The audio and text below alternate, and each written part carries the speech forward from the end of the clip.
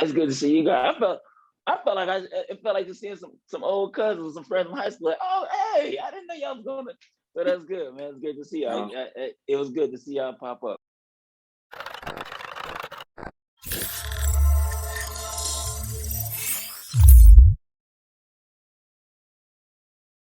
What's up, everybody? You're tuned into the Power After Plug After Show. I'm Bamm Ericsen with Jill Munroe, and we have a special guest this week, one of the stars of Power Book III, Rasing, Kanan, our friend we love, Mr. London Brown. What up? Thank you for having me, man. Good to see y'all again. Absolutely. We are so proud of you, and just to see you from Ballers, in a smaller role as Fat Reggie, and now you are number 2. When the credits was rolling, your name came up. Your name came number 2, and I was like, wow, so proud of you.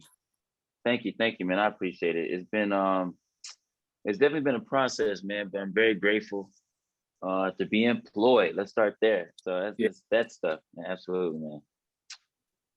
So jumping right in, I'm going to ask you a couple of things about Marvin. Before, I just want to make the connection. Is there something written in your contract that your characters have to love food? Because Fat Reggie in Ballers, love food. Marvin, I think I heard that in the details of describing him early on. I saw the vintage Doritos bag, good snacks. So is that part of you being a tourist? Is that like... Yeah, for me, it's just we learned this kind of thing in theater, which is like just making small business. So that's just one of those small businesses that I like. I have a few within the show. Like my Eden is like the one that they highlight that I remember mentioning to them. But I also do, it's like sometimes it's a cigarette. It's it's a couple things throughout the season that people find out about. Food, just the one, like I said, they highlighted. But I just enjoy that kind of small busyness because it's like no one really just kind of sometimes necessarily just sits around. So for me, I just decided I like having that kind of activity when I'm not speaking, and it just keeps characters interesting, I think.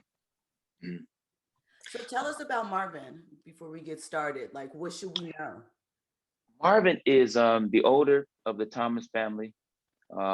He's the muscle of the group. And we're going to see a bit of a power struggle, no pun intended, between he and his younger sister, Rock, because she's the younger sister, but she's calling hands down. She's definitely calling the shots. And there's some backstory to why that is. There's also some conflict between Marvin and his younger brother because Rock is giving him a lot of the responsibilities, and he's a little jealous by that. He also has a strange disconnect with his daughter that gets revealed. And so now the only person left that he gets to exert his energy to or with is his nephew Kanan. And it's not always in the best way, but he kind of leads him in some nefarious acts throughout the season. So Marvin is kind of the introduction to this lifestyle that Kanan becomes attracted to. So I'm glad you mentioned that because you are the older brother, and your daughter is jukebox. Is jukebox. So I'm not sure if it was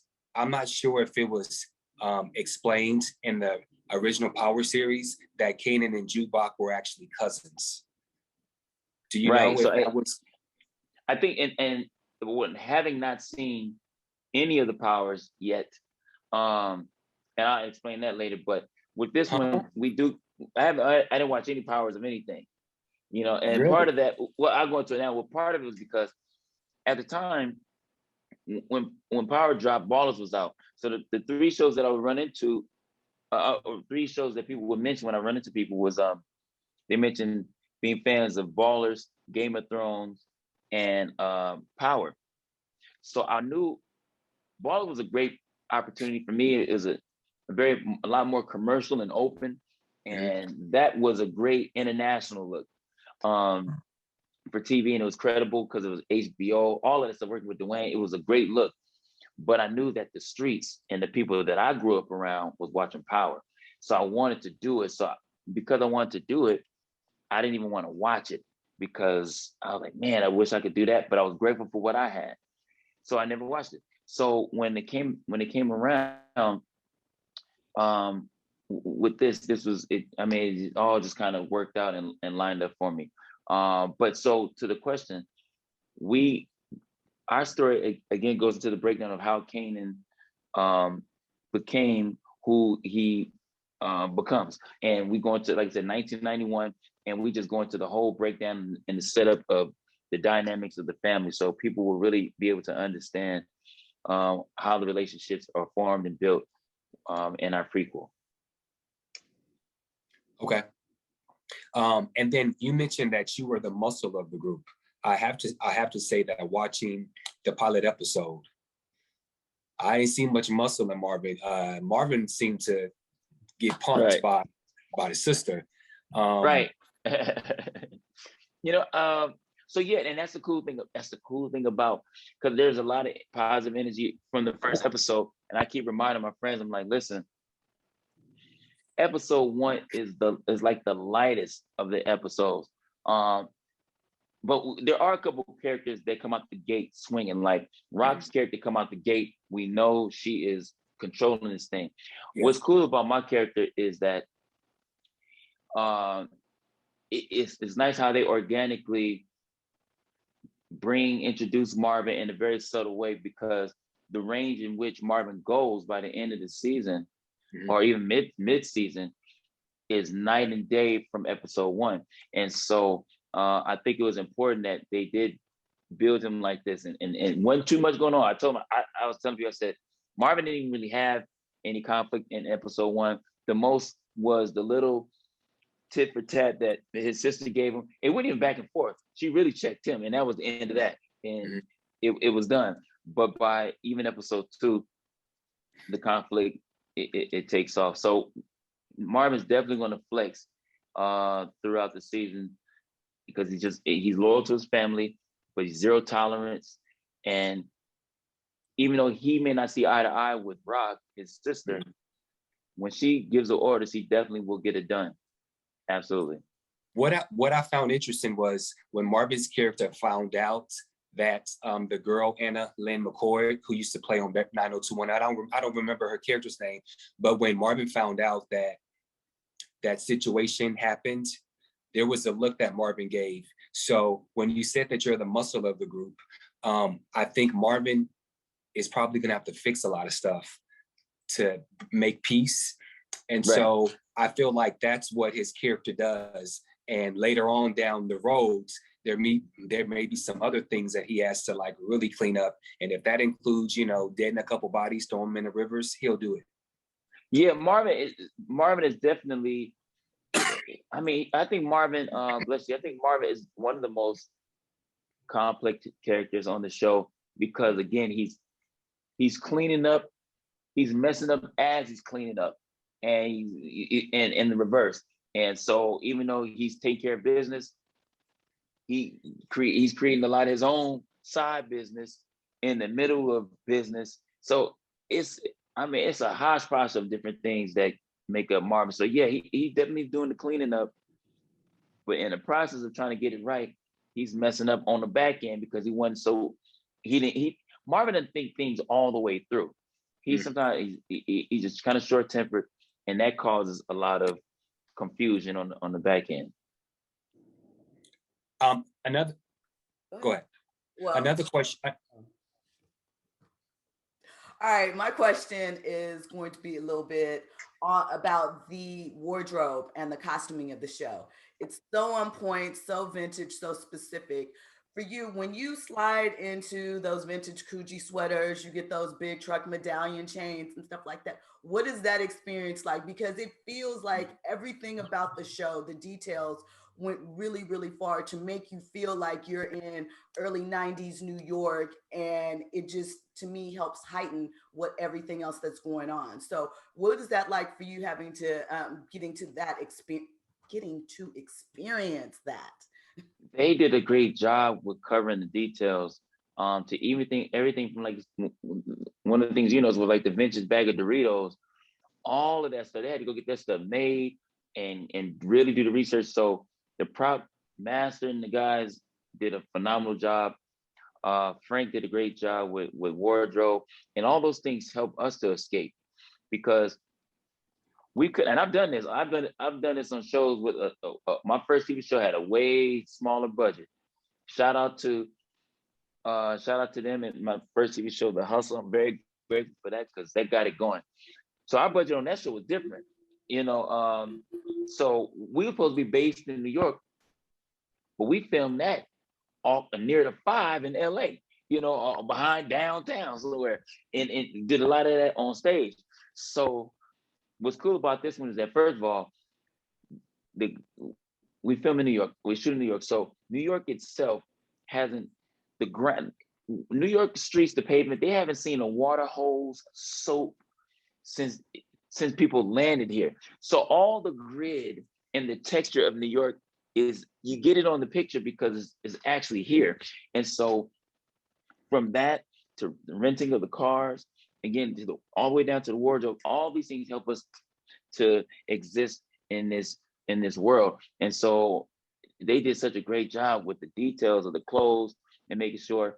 I remember the costumer was telling me that he felt like my character and Joey's character, or the one who plays Neek, our clothes really helped generate the energy of 1991. And I loved it, man. You know, I'm always kind of feeling some sort of way about the wardrobe at times. I'm always kind of like, but I've actually come to realize that it's better. The more uncomfortable I might be with an outfit sometimes helps me to escape. I'm like, yo, it's not London. So London wouldn't wear this with that and this, but the character would. But these clothes, if I was in 91, I would wear, in fact, some of these sweaters, as we say, I hope they fall off the truck. You know, because I like the stuff. Absolutely. Are we gonna see you in one of those? I don't know what they call them, but like those mink coats that they were used to wear back in the day. Are we gonna see you wearing one of those? I'm gonna see because the villain of the show, he's in a lot of those, and okay, my sister is in a few minks. So I don't know. Maybe if Marvin come across some funds, and when he was supposed to be paying for a new car for his sister as a gift, and he go spend on himself, which sounds like a Marvin thing, then possibly. But that would be dope, man. Is that your natural flat top in the movie, or is that a wig?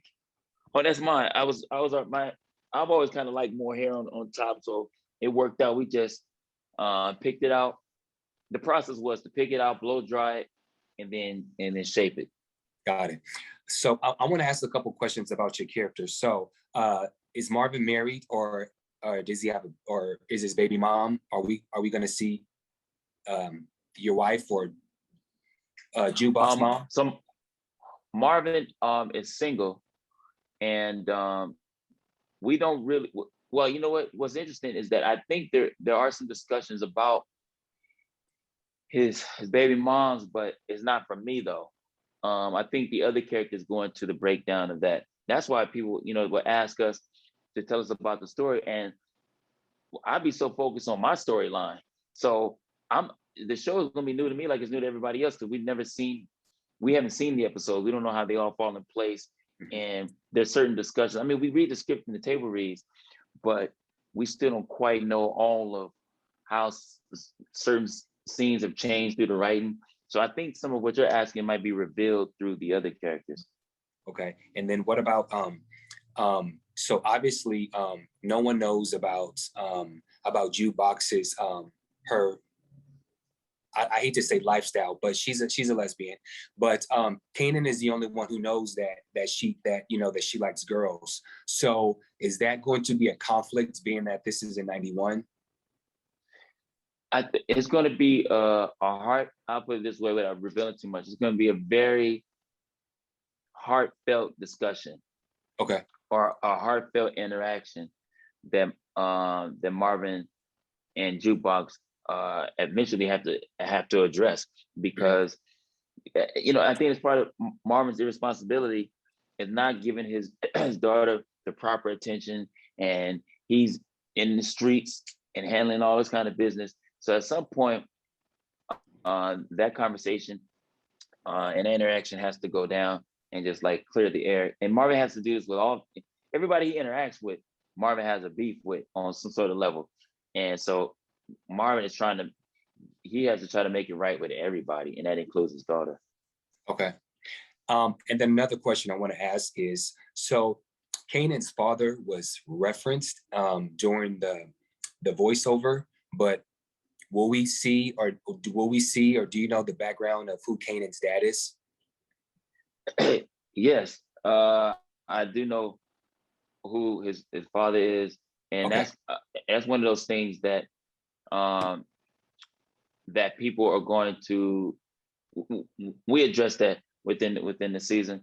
And so when people come around to that, I think for some it's gonna be like, oh. I think for others they may not see it coming. But again, that's why if people pay attention to the show, the writers are really good at just dropping these hints.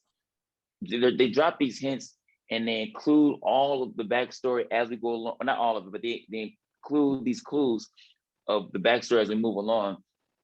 And so it's one of those things where, let's just say mid-season, people are going to connect things from episode 1 and say, oh, that's why Marvin was wearing a coat, or that's why he cared about animals so much, because he owns an animal shelter. And we find out, so they do well with keeping people on edge while actually feeding them the information.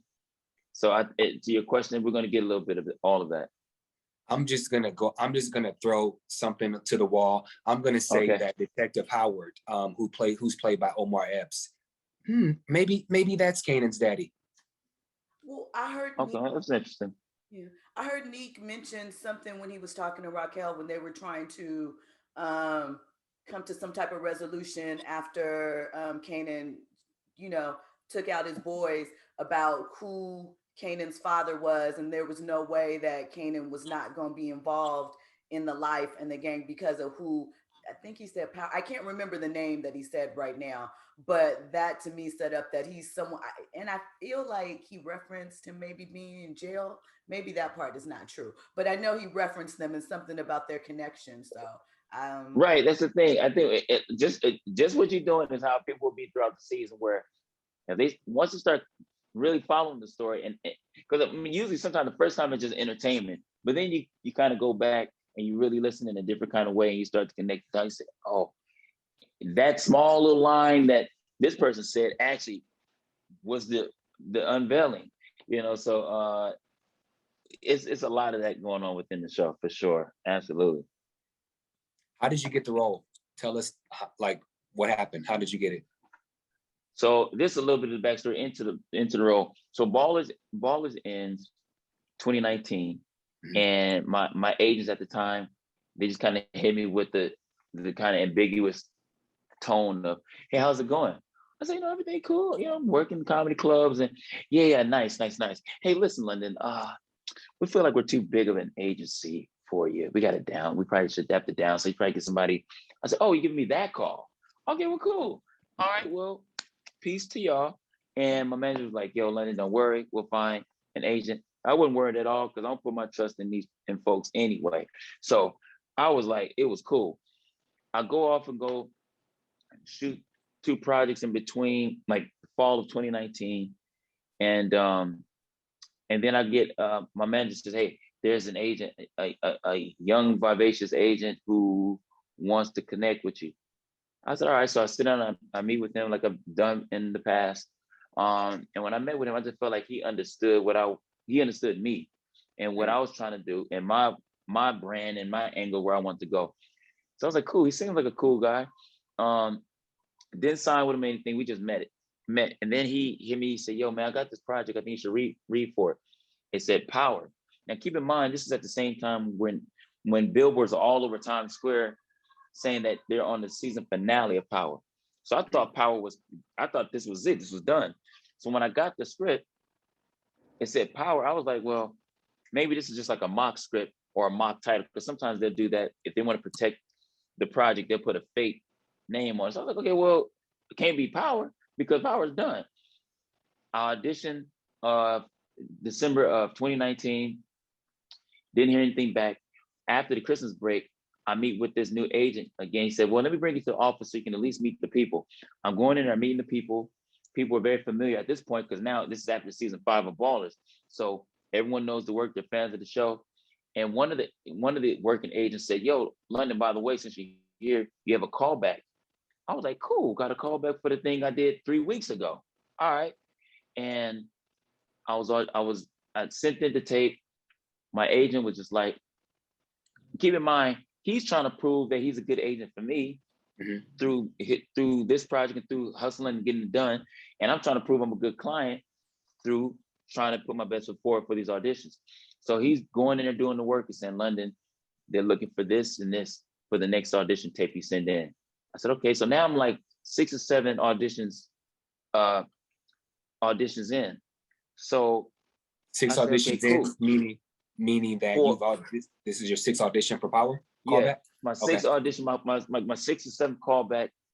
And I go in, I meet with, now I'm in the room with the producers and the writers and that sort of thing. So now you just kind of do what you do in an audition and you leave it there. Then they called me eventually after that and said, "Hey, we want to offer you the part." I said, "Cool." And what that did was it let the agent know that I was very serious about what I was doing, because it's the first thing he sent me on, and we booked it. But it also let me know he was serious, because he was going to bat for me when most of the agents, what they'll do, depending on how they are, they'll submit your tape and then they'll go Starbucks, have a donut, and they go work on some other busier clients.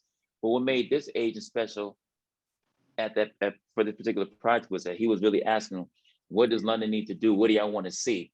And they said, "Okay, have them do this." And they gave me these adjustments. And because when you audition in a room, what helped me book Ballers was the fact that when I came in and I was like, whatever the line was, I said, "Hey, my boy Vernon, he needs the money, I was coming real strong." And he said, "No, it's a comedy. So can you give us another version of that?" And I said, "Okay, well, cool. Let me play with this sarcasm." And then that's when I changed it up in the audition. And that's important because they're looking for people who can adjust quickly. Because when you get on set, they don't have time to be given acting lessons. Time is money, money's time. So, not to be verbose about that, but that was kind of the story of how I landed the part, was just back to back and getting the notes and really trying to put my best foot forward. Okay. So wow. So you had about 6 or 7 callbacks before you got the role. Okay. Absolutely. Now, I have to be nosy. Were you up against any other big actors or any other, actors or names that we would be familiar with? You know what? I didn't even ask about that for this particular project. I did ask about it for Ballers, because Ballers took like 2 months. And I remember they got ghosted on me for like a month. And eventually I was like, "What took y'all so long?" And they did tell me it was a big name at the time. And I'll text y'all probably after we finish recording, I'll give y'all the names. But it was, and this guy right now, he's I think this guy won an Oscar, if I'm not mistaken. And so yeah, sometimes you don't really know, because again, I was going to the rooms and I saw a couple other actors that I know, some of my friends that are still working. I remember one of the guys, he did Rush Hour. I ran into a couple of cats that I've seen do some work before. I don't know who the final guys were, but shoot, it worked out for me. So, actually, you know what? I will give one name, because he's on Power Book 4. Chris D. Lofton. I think we both read for the part. So shout out to Chris, because Chris did Ballers with me. So I'm so excited for him. He happened, I think, one day. I think he just left an audition when I got there. He went the day before. And I remember I was like, "Who?" I mean, to be honest with you, I was like, if he got it, cool. I really thought at one point I said it'd be really dope if we played brothers in this, because he was just such a great person. Yeah. But peace and blessings to him. He's a series regular on 4. So that's how God worked. It wasn't even for him to do 3, because he had 4 lined up for him. I got to tell him that. But anyway, and that's why I didn't do the first Power. I wasn't supposed to do the first Power. My road is my road. I was supposed to do Ballers, and I'm supposed to jump into this. So I gotta remember. I have to say things aloud, because it's easy to forget. You get caught up and you be fussing and mad that you didn't get this opportunity.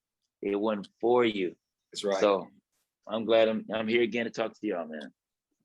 So you obviously had to move to New York for this role. What is that transition like for you? And do you picture yourself staying in New York full time, or what? Um, I'm sorry not to cut you off. I'm LA. I'm LA, grounded there. So that's always gonna be home. But even this is exactly how I want to experience New York, which is I didn't want to uproot everything, but I did want to live here. And in my mind, I didn't see it playing out this way, but this was something way back in my heart, how I wanted to experience New York. And so it worked out perfectly in the sense that I get to live here, but I still got my spot in LA. So um, it was cool. I mean, the whole experience is, I've always had a vibe. I've always connected very well because I've always been here for like Fashion Week and I would visit in spurts, but it worked out great.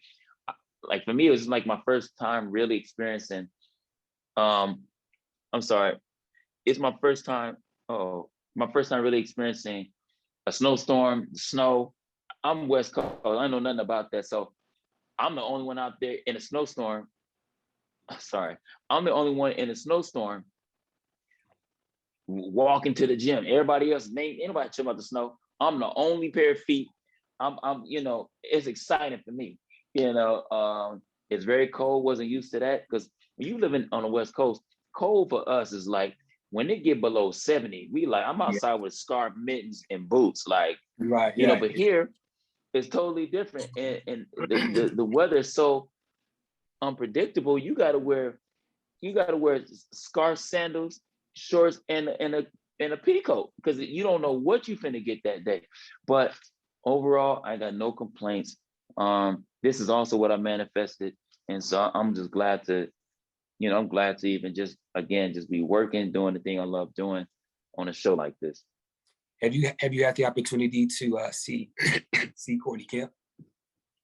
Yeah, I've seen her a few times. I had a chance to meet with her again at the premiere. We spoke about the show and everything like that. And so yeah, she was really cool, man. She was cool. I understand why Power is like the #1 show on Starz. They work together and they really have a vision. So again, I'm just glad to be a part of the Power universe. Speaking of that, Bamm, I'm gonna ask this in quick. No, go ahead. So this show was renewed for season 2 before the first episode even aired. What is that experience like as an actor, just to hear, hey, not only are you locked in here, you're locked in for the next season? And are you guys wrapped up filming season 1, or are you still doing pickups? Or Oh no, we definitely wrapped up season 1 like May. I think I was actually probably like the last act to even shoot to end the series with. So that feeling. You might live. Say it again. I said that means you might live. That means That means you're gonna make it through the season. I know you can't talk about that, but that is always a concern in the Power universe. So yeah, it is absolutely. And I was gonna say and I didn't realize that, but 2 other characters we know live. It got to be Kanan and Jukebox because we see them as adults, so their career is locked in.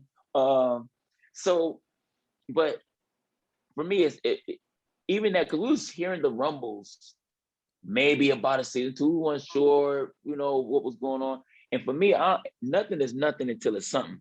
So even though it wasn't until like they publicly said that there's a season 2, I don't trust nothing. And I'm still, even though we had filmed season 1 of Power, until I saw the trailer, I was like, I'm telling you, I've done shows and it took 2-3 years to come out. And I was like, I'm glad, because I remember one time I did a show, the director said, post the show. I was like, I don't really move like that. But he wanted me to post a show on this particular date.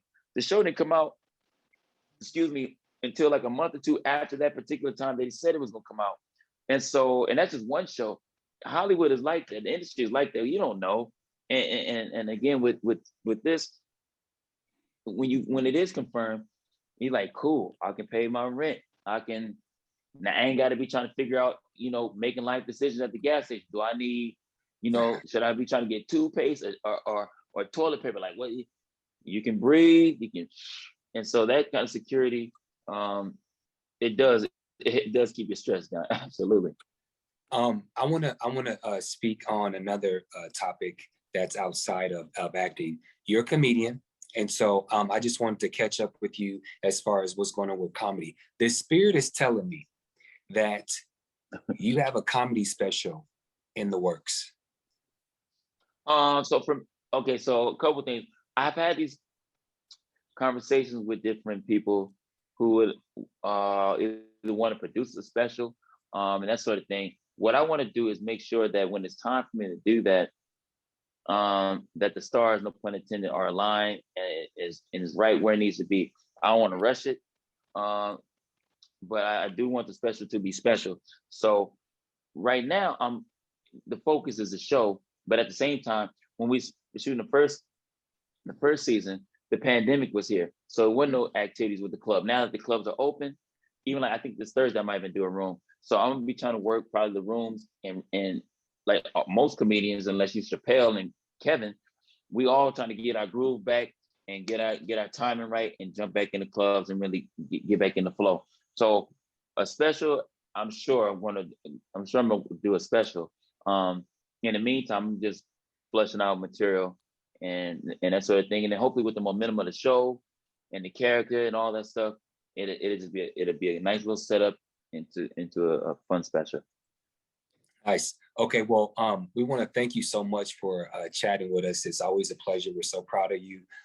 We look forward to seeing what's to come in this season of Raising Kanan. Joe, thank you, man. I appreciate you guys, man. I'm telling you, buckle up. It only becomes very progressive, man. But I thank you for taking time to talk to me again and following with me on this journey, because y'all was there with the ballers joint. So thank you. I appreciate you guys. Absolutely. Appreciate you, London.